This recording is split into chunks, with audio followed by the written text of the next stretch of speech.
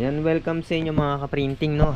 Meron lang akong i-share tungkol dun sa paggagawa ng mock-up, no. Walang problema na pagandahin yung mock-up.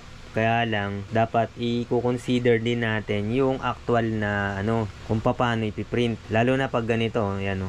Dulo sa dulo. Walang problema to kung flat yung pagprintan, no, o yung pagpe-press. Kasi yung dulo niyan may mga tahiyan, tapos kakapal yan. So hindi na pantay.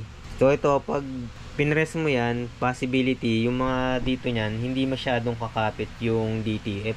Kaya pag tinanggal mo yan, medyo madedeform yan yung mga nasa niyan. Yun ang dapat bago tayo mag-design, tingnan muna natin yung actual na bag.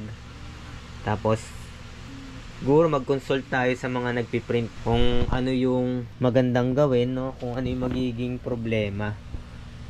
Yan. Kaya naman printan, kaya lang sa isang bag pa lang ilang press na ako.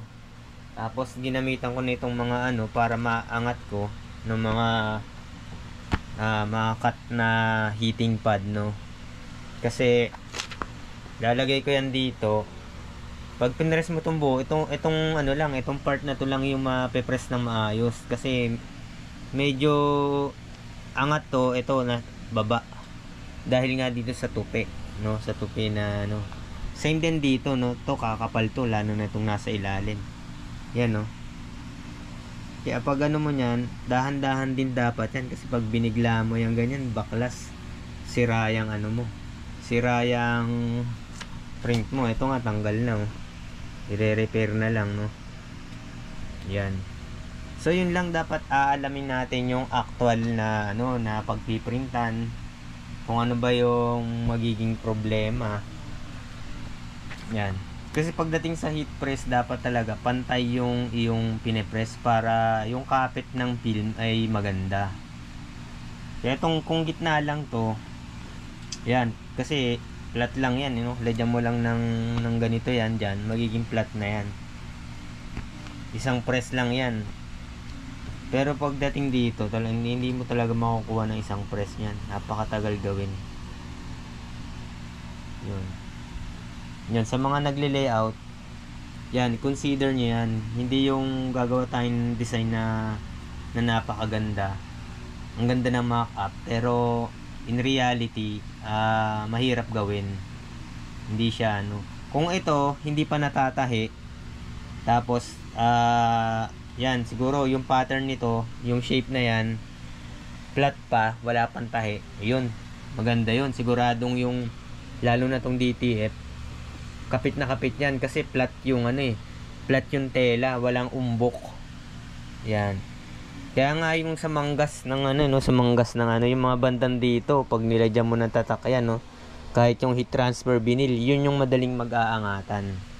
Mag-aangatan yung film mo. Mga ilang press pa para gumanda yung dikit, no. Pero ang problema kasi pag ilang press ka, yung mga part na yan lulutong dahil ilang beses mo pinipress. Ito hindi madali-dali kasi nga nakaumbok, no.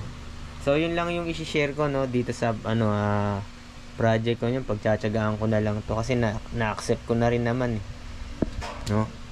Pero next time siguro medyo kasi ang hirap gawin. 50 pieces to. Itong 4 pieces, kanina ko pa pinipress. Ilang Kaya, ang siguro solution ko, medyo kapalan na lang yung para yung kapalan na lang yung design, para yung yung adhesive, no, mas maano pa yung kapit. Kasi pag ganitong maninipis, dapat talaga sa flat na na tela. Yan. Pagka may mga umbok-umbok na ganyan yan, yun ang mahirap, no? Lalo na kung edge to edge mo yan dito, wala yan, mahirap yan. Lalo na dito, ang kapal nito, yung dulo, tas dito hindi. Tapos meron nadaanan pa na ito, sana mga dito lang yan, hanggang dito lang. Ito hanggang dito lang sa may ng tahi, dun lang ang design yan, para flat pa rin. Ito gawa na lang ng paraan, kasi pwede naman i-ganon. Yan. So yun lang i-share ko, no. lalo na yung bagong mga nagle-layout pa lang, no, wag mo masyadong galingan. Pag ginalingan nyo, halimbawa kayo din yung magpiprint, kayo rin yung mahihirapan. Saka mahihirapan din yung magpiprint. Alam din ng nagpiprint yan kung mahihirapan sila o hindi. Yung ibang maselan, hindi mag-accept, lalo na yung mga malalaking shop na maraming tanggap. Kung makita pa lang nila yung mock-up, malalaman na nila kung ano yung magiging problema nila pag actual na nagprint na sila. Yan, maraming salamat. Yun lang share ko.